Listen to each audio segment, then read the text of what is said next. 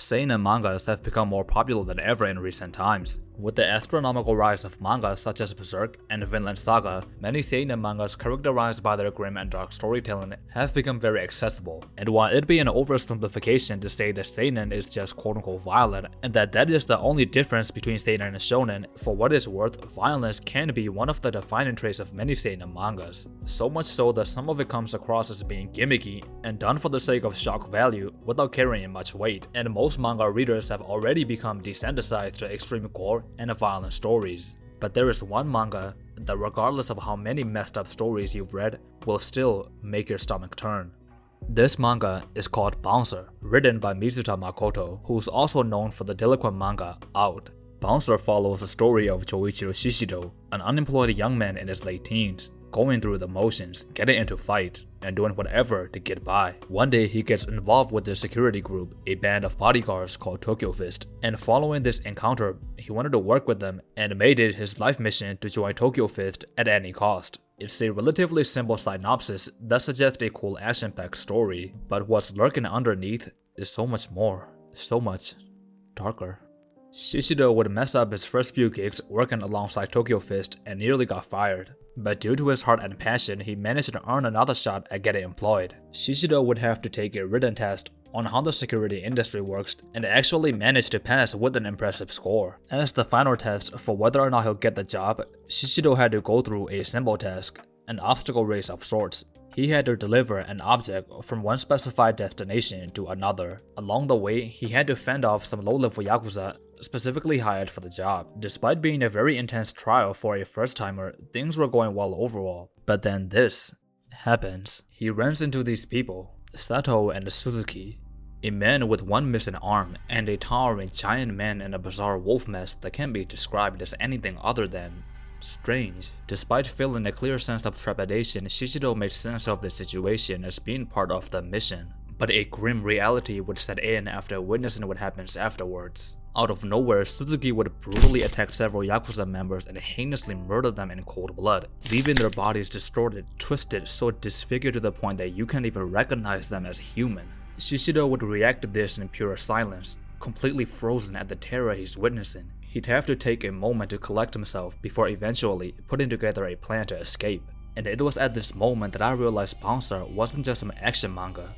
The completely out of nowhere but seamless transition to survival horror let me know that I was in for something special. But this was at best a quick detour into horror. The best, or rather the worst, was yet to come. But anyways, Shishido would try to use the Yakuza thugs to escape, tossing a coin in front of one of the members to draw away the attention of Suzuki and create an opening for himself. But that is when the leader of the group, Ariga, would brazenly hold on to Shishido's leg, begging that Shishido brings him along. Yes, even though Shishido is the very guy they try to kidnap. With this distraction, Shishido's escape plan is all but ruined, bringing him face to face with none other than Suzuki. With his good heart, Shishido would try to fend off Suzuki and help everyone escape. And in this fight, you can really feel the sense of dread and hopelessness through the screen. Shishido would barely manage to keep up with Suzuki, and in the end trap both him and Sato in one position to create an opening for the Yakuza guys. Afterwards, in a horrific scene, Sato would ram his fingers into Shishido's eyes, leaving him visually impaired for the rest of the manga. Cops would arrive later and things would get messy. Sato and Suzuki were not able to finish off Shishido, who would be reeling from his eye injuries when his senior Hachino would discover him later. Shishido was still trying to make it to his destination and complete the mission with his injuries and actually pull it off, earning the respect of everyone. And thus began the real Bouncer story. From this point on, I will not be narrating every single arc up until the latest chapter, because there is one specific arc that solidified Bouncer for me as the darkest, most sinister manga I've ever read. And for the sake of the title of this video, we will be fast forwarding to that arc, but I'll sum up everything in between to the best that I can so you won't be confused. Tokyo Fist is a company that falls under the category of Mejika, which refers to companies that get preferential treatment from the law due to bribes and other forms of corruption. The CEO of Tokyo Fist, Wanibuchi Tsuyoshi, is formerly from the Public Security Division, and he's in possession of something called B data or Black Fog data that relates to all of Japan, and almost everyone in the underworld in Bouncer is in pursuit of B data. Because of B data, Tokyo Fist is allowed to get away with a lot of sketchy illegal behavior without getting into trouble with the law, such as employing Torai Seijuro, a legendary former Yakuza and the strongest character in all of Bouncer. Following his eye injury, Shishido was able to return to duty but had to take extra care of his eye. And slowly, he too would climb the ranks and become an infamous figure with a target on his back in the world of Bansa. And the main arc that relates to the title of this video would begin at chapter 58. Hachino and Shishido would be assigned with the task of bodyguarding an adult film star, Koike Jurina, and her son Koike Yuki. Right off the bat, Jurina and Yuki's relationship is strange. Jurina seems to love her son dearly, but the two are unable to connect emotionally. Plus, she habitually puts her hands on him under the guise of discipline. One evening, Hachino would notice horrific bruises on Yuki's back, but they were not inflicted by his mother. They instead came at the hands of Jindaiji Aito, a very strong and athletic classmate of Yuki, who is also the grandson of a powerful fixer. Jindaiji, for the lack of a better word, is addicted to Yuki's mother Jurina, and his extreme bullying of Yuki also stems from his obsession with her. After days and days of pressing Yuki about his mother being an adult performer, Jindaiji would come up with a heinous thought. Coming to school, Yuki would think it's just another day, unaware of the horrific disaster that awaits him. But when he meets Jindaiji that day, his eyes are different. Something is off. There is something truly awful and detestable in his look. And we'd quickly find out why that's the case when Jindaiji would bring out a wig of all things, dressing up Yuki to look like his mother, before having his followers pin Yuki down as he proceeds to rape him. Is truly one of the most awful things I've ever seen in any manga, and the way Mizuta Makoto put together this scene is especially sickening.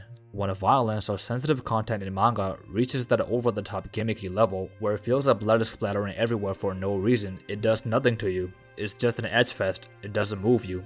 But here, it's different. The focus on the facial expressions, the horror on Yuki's face, it makes your skin crawl. It fills you up with rage at the injustice and the atrocity that you're witnessing. So that's the scene. But before you go, there's payoff to this arc.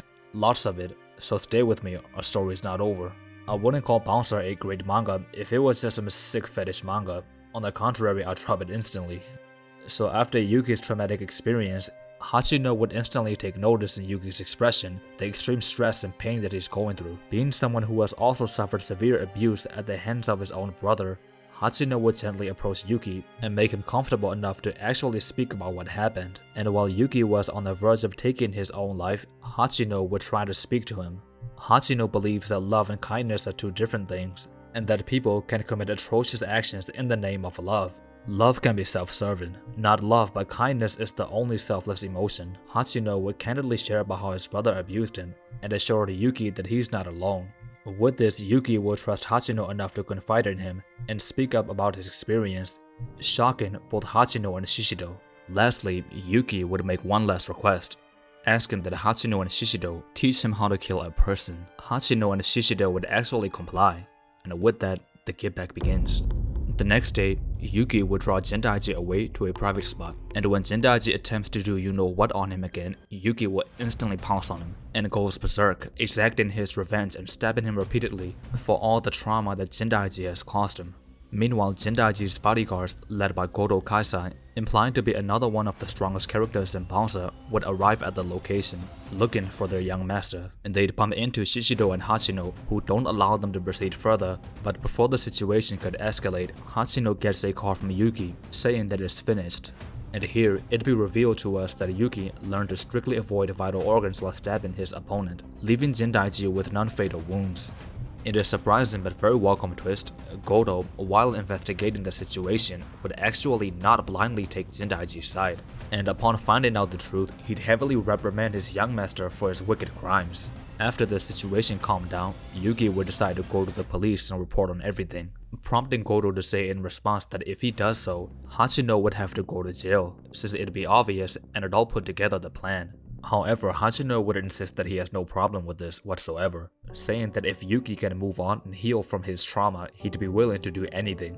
For Hachino's sake, Yuki decided not to go to the police, and so the situation finally came to an end.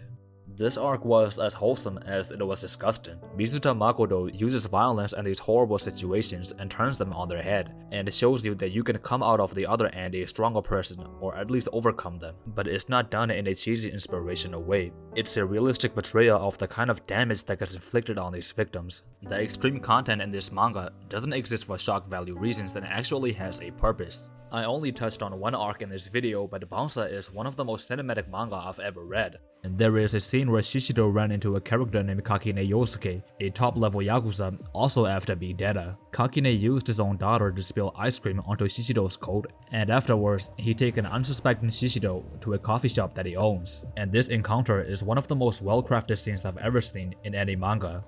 Kakine has this ridiculous ability to read people's minds, and slowly, he'd pick apart Shishido mentally by reading his every thought and constantly pressing him about the first time Shishido killed a man, which might deserve his own video. But not to go on a tangent, this back and forth between Shishido and Kakine is masterful. You can see ordinary customers leaving little by little, and Kakine's underlings filling up the cafe in the back. And this scene is just a painstaking thriller movie. And in true Bouncer fashion, after figuring out that Kakine can literally see his thoughts, Shishido would think about something crazy.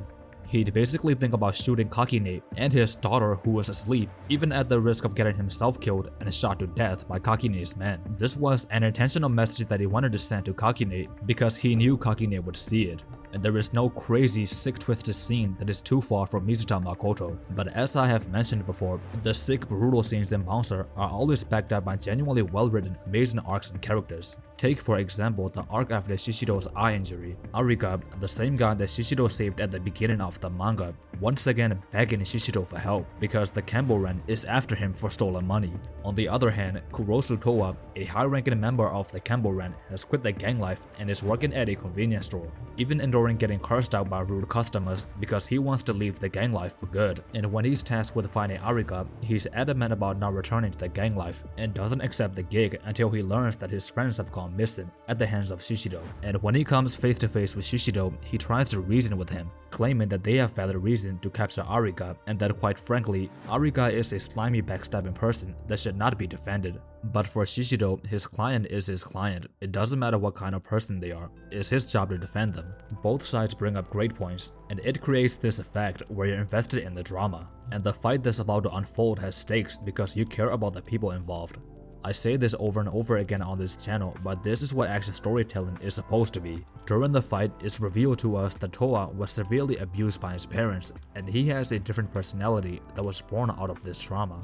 After an amazingly designed fight that really demonstrates the fight IQ of Shishido, Towa would be beaten squarely and rushed to a hospital. Shishido would also collapse after sustaining major injuries in his battle, almost bleeding out to death. And that's when Arika, a notoriously selfish and slimy person who only looks out for himself, would almost abandon Shishido, but actually double back and save him, even though his life was in danger and he could have just left Shishido and skipped town as he had planned. He did this because Shishido was the only person that still stood by his side, even though he's been a selfish slimeball his entire life. I don't think it's a stretch to say that Bouncer might be the single most underrated action manga out right now.